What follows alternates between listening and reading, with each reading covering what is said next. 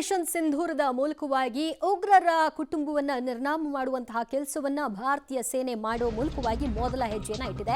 21 ಉಗ್ರರ ನೆಲೆಗಳ ಮೇಲೆ ಏರ್ ಸ್ಟ್ರೈಕ್ ಬಳಿಕ ದೇಶದಲ್ಲಿ ಇನ್ನಷ್ಟು ಕೂಗು ಹೆಚ್ಚಾಗಿದೆ. ಪಾಕ್ಗೆ ಹೊಂದಿಕೊಂಡ ಗಡಿಭಾಗದ ಸಿಎಂಗಳ ಜೊತೆ ಅಮಿತ್ ಶಾ ಸಭೆಯನ್ನ ನಡೆಸ್ತಾ ಇದ್ದಾರೆ. ಅಮಿತ್ ಶಾ ನೇತೃತ್ವದಲ್ಲಿ ಉನ್ನತ ಮಟ್ಟದ ಸಭೆಯನ್ನ ಕರೆಯಲಾಗಿದೆ.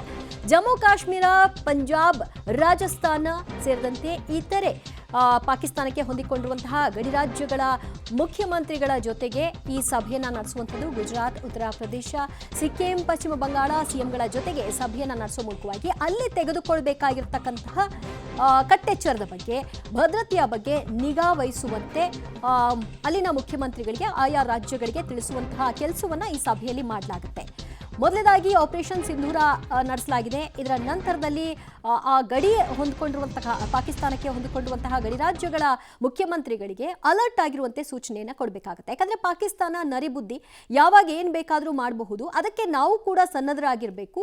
ಅದಕ್ಕೆ ನಾಗರಿಕರನ್ನ ಹೇಗೆ ಅಲರ್ಟ್ ಮಾಡಬೇಕು, ಸರ್ಕಾರಗಳು ಹೇಗೆ ಎಚ್ಚರದಿಂದ ಇರಬೇಕು ಮತ್ತು ಭದ್ರತೆಯ ವಿಚಾರದಲ್ಲಿ ತೆಗೆದುಕೊಳ್ಬೇಕಾಗಿರುವಂತಹ ನಿರ್ಧಾರಗಳೇನು, ಇದೆಲ್ಲದರ ಕುರಿತಾಗಿ ಮಾಹಿತಿಯನ್ನು ಹಂಚಿಕೊಳ್ಳೋದಕ್ಕೆ ಈ ಸಭೆಯನ್ನು ಕರೆಯಲಾಗಿದೆ. ಈ ಸಭೆಯಲ್ಲಿ ಎಲ್ಲ ರಾಜ್ಯಗಳ ಮುಖ್ಯಮಂತ್ರಿಗಳು ಕೂಡ ಉಪಸ್ಥಿತರಿದ್ದು ಆಯಾ ರಾಜ್ಯಗಳು ತೆಗೆದುಕೊಳ್ಬೇಕಾಗಿರ್ತಕ್ಕಂತಹ ಕಂಡೀಷನ್ಸ್ಗಳು ಏನಿದೆ, ಮುಂದಿನ ದಿನಗಳಲ್ಲಿ ಪರಿಸ್ಥಿತಿಗಳನ್ನ ಹೇಗೆ ನಿಭಾಯಿಸಬೇಕು ಇತ್ಯಾದಿಗಳ ಕುರಿತಾಗಿ ಮಾಹಿತಿ.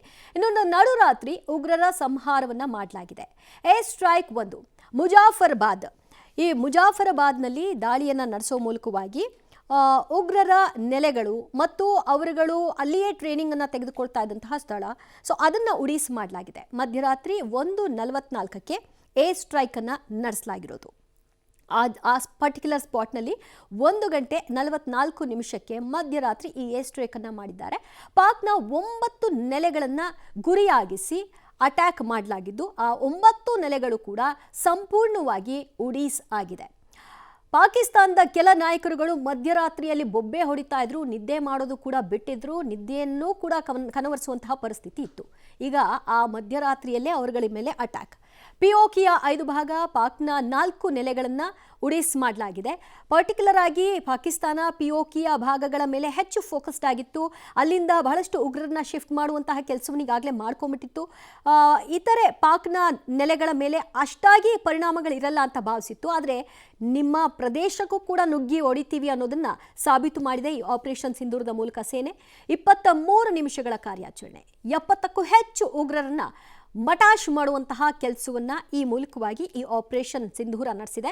ಲಷ್ಕರ್, ಜೈಷ್ ಉಗ್ರರ ತಾಣಗಳನ್ನು ಧ್ವಂಸಗೊಳಿಸಲಾಗಿದೆ. ಅವರ ಕುಟುಂಬ ಸದಸ್ಯರನ್ನ ಹತ್ಯೆಗೈಲಾಗಿದೆ. ಅವರ ದಾಳಿ ಯಾವ ರೀತಿಯಾಗಿತ್ತು, ಅದರ ಪ್ರತೀಕಾರವಾಗಿ ನಡೆಸಿರುವಂತಹ ದಾಳಿ ಇನ್ನಷ್ಟು ಪರಿಣಾಮಕಾರಿಯಾಗಿತ್ತು. ಫೈಟರ್ ಜೆಟ್ಗಳನ್ನು ವಾಪಸ್ ಕರೆಸಿಕೊಳ್ಳಲಾಗಿದೆ. ದಾಳಿಯ ನಂತರದಲ್ಲಿ ಫೈಟರ್ ಜೆಟ್ಗಳು ತಾವು ಮಾಡಬೇಕಾದಂತಹ ಕೆಲಸವನ್ನು ಮುಗಿಸಿ ಯಶಸ್ವಿಯಾಗಿ ವಾಪಸ್ ಬಂದಿವೆ. ಇದಕ್ಕೆ ಬಳಕೆ ಮಾಡಿಕೊಂಡಂತಹ ಯುದ್ಧ ನೌಕೆಗಳ ಕುರಿತಾಗಿಯೂ ಕೂಡ ಮಾಹಿತಿ ಕೊಡ್ತೀವಿ. 9 ಉಗ್ರ ನೆಲೆಗಳ ಮೇಲೆ ದಾಳಿ ನಡೆಸಲಾಯಿತು. ಮುಜಾಫರಾಬಾದ್, ಕೋಟ್ಲಿ, ಗುಲ್ಮೋರ್ ಮತ್ತು ಬಿಂಬರ್, ಸಿಯಾಕೋಟ್ ಕ್ಯಾಂಪ್, ಮರಿಕಿಡಿ, ಚಾಕ್ ಆರ್ಮು, ಬವಲ್ಲೂರ್ ಈ ಎಲ್ಲ ಭಾಗಗಳಲ್ಲೂ ಕೂಡ 9 ಕಡೆಗಳಲ್ಲಿ ದಾಳಿಯನ್ನು ನಡೆಸಲಾಗಿದೆ. ಸೊ ಅದರಲ್ಲಿ ಜೈಷ್ ಎ ಮೊಹಮ್ಮದ್ನ ಪ್ರಮುಖ ಸಂಘಟನೆಯ ಮುಖ್ಯಸ್ಥ ಮೌಲಾನಾ ಮಸೂದ್ನ ಕುಟುಂಬಸ್ಥರನ್ನು ಕೂಡ ಹತ್ಯೆಗೈಲಾಗಿದೆ. ಬಹಲ್ವಾರ್ಪುರ 10 ಕಿಲೋಮೀಟರ್ ಒಳನುಗ್ಗಿ ದಾಳಿಯನ್ನು ನಡೆಸಿದ್ದಾರೆ. ಸುಮಾರು 100 ಕಿಲೋಮೀಟರ್ ಒಳನುಗ್ಗಿ ಈ ದಾಳಿಯನ್ನು ನಡೆಸಲಾಗಿದೆ. ಉಗ್ರರು ಎಲ್ಲೆಲ್ಲಿ ಸೇಫ್ ಅಂತ ಭಾವಿಸಿ ಎಲ್ಲೆಲ್ಲಿ ಟೆಂಟ್ಗಳನ್ನು ಹಾಕ್ಕೊಂಡಿದ್ರು, ಅಲ್ಲಿ ಮನೆಗಳನ್ನು ಕಟ್ಕೊಂಡು ಭದ್ರವಾಗಿದ್ರು, ಆ ಭದ್ರ ಕೋಟೆಯನ್ನೇ ಭೇದಿಸುವ ಕೆಲಸವನ್ನು ಮಾಡಲಾಗಿದೆ. ಮುರಿದಕ್ಕೆ 30 ಕಿಲೋಮೀಟರ್ ಒಳನುಗ್ಗಿ ದಾಳಿ ನಡೆಸಲಾಗಿದೆ. ಅಂತಿಂಥ ದಾಳಿ ಅಲ್ಲ ಇದು, ದೊಡ್ಡ ಮಟ್ಟಿಗಿನ ಒಂದು ಏರ್ ಸ್ಟ್ರೈಕ್ ಅನ್ನು ನಡೆಸಲಾಗಿದೆ. ಎಷ್ಟು ಸಾಧ್ಯ ಅಷ್ಟು ಒಳಕ್ಕೆ ಹೋಗಿ ಈ ಅಟ್ಯಾಕ್ ಅನ್ನು ನಡೆಸಲಾಗಿದೆ. ಗುಲ್ಪುರ ಅಲ್ಲಿ 35 ಕಿಲೋಮೀಟರ್ ಆ ಒಳಕ್ಕೆ ಹೋಗಿ ದಾಳಿಯನ್ನು ನಡೆಸಲಾಗಿದೆ. ಅಂದಾಜು ಮಾಡಿ ಅವರು ನಿರೀಕ್ಷೆ ಮಾಡದೇ ಇರುವಂತಹ ಲೆವೆಲ್ಗೆ ಹೋಗಿದ್ದೆ ಸೇನೆ ಅಂತ. ಸವಾಯ್ ಕ್ಯಾಂಪ್ 30 ಕಿಲೋಮೀಟರ್ ಅಂತರ. ಸೊ ಅಲ್ಲಿಯೂ ಕೂಡ ಅಟ್ಯಾಕ್ ಮಾಡಿದ್ದಾರೆ. ಅದರ ದಾಳಿಯ ಪರಿಣಾಮಗಳು ಸಂಪೂರ್ಣವಾಗಿ ಉಗ್ರರ ನೆಲೆಗಳು ನಿರ್ನಾಮವಾಗಿದೆ. ಬಿಲಾಲ್ ಕ್ಯಾಂಪ್ ಜೈಷ್ ಎ ಮೊಹಮ್ಮದ್ನ ಕ್ಯಾಂಪ್ ಅದಾಗಿತ್ತು. ಬಿಲಾಲ್ ಕ್ಯಾಂಪ್ ಮೇಲೆ ಅಟ್ಯಾಕ್ ನಡೆಸೋ ಮೂಲಕವಾಗಿ ಜೈಷ್ ಎ ಮೊಹಮ್ಮದ್ನ ಮುಖ್ಯಸ್ಥ ಏನಿದ್ದಾನೆ ಆತನ ಕುಟುಂಬಸ್ಥರನ್ನ ನಿರ್ನಾಮ ಮಾಡಿದ್ದಾರೆ. ಇದಾದ ನಂತರದಲ್ಲಿ ಆತ ನಾನು ಸತ್ತಿದ್ದಿದ್ರೆ ಚೆನ್ನಾಗಿರ್ತಿತ್ತು ಅಂತ ಬೊಬ್ಬೆ ಹೊಡೆದಿದ್ದಾನಂತೆ. ಇನ್ನು ಕೋಟ್ಲಿ ಕ್ಯಾಂಪ್ 15 ಕಿಲೋಮೀಟರ್ ಒಳನುಗ್ಗಿ ಈ ದಾಳಿಯನ್ನು ನಡೆಸಲಾಗಿದೆ. ಕೋಟ್ಲಿ ಕ್ಯಾಂಪ್ನಲ್ಲಿ ನಡೆದಂತಹ ದಾಳಿ ಒಟ್ಟು 9 ಕಡೆಗಳಲ್ಲಿ ಅಟ್ಯಾಕ್ ಮಾಡಲಾಗಿದ್ದು, ಆ ಪೈಕಿ ಕೋಟ್ಲಿ ಕ್ಯಾಂಪ್ನಲ್ಲಿ ಒಳಗೆ ಹೋದ್ರು 15 ಕಿಲೋಮೀಟರ್ ವ್ಯಾಪ್ತಿಯ ಒಳನುಗ್ಗಿ ಈ ಅಟ್ಯಾಕ್ ಆಗಿದೆ. ಬರ್ನಾಲ್ ಕ್ಯಾಂಪ್ 10 ಕಿಲೋಮೀಟರ್ ಒಳನುಗ್ಗಿ ದಾಳಿಯನ್ನು ನಡೆಸಲಾಗಿದೆ. ಬರ್ನಾಲ್ ಕ್ಯಾಂಪ್ನಲ್ಲಿ 10ರಿಂದ 100 ಕಿಲೋಮೀಟರ್ ವ್ಯಾಪ್ತಿಯ ಒಳಗೂ ಕೂಡ ನಾವು ಹೋಗಲಿಕ್ಕೆ ಸಾಧ್ಯ.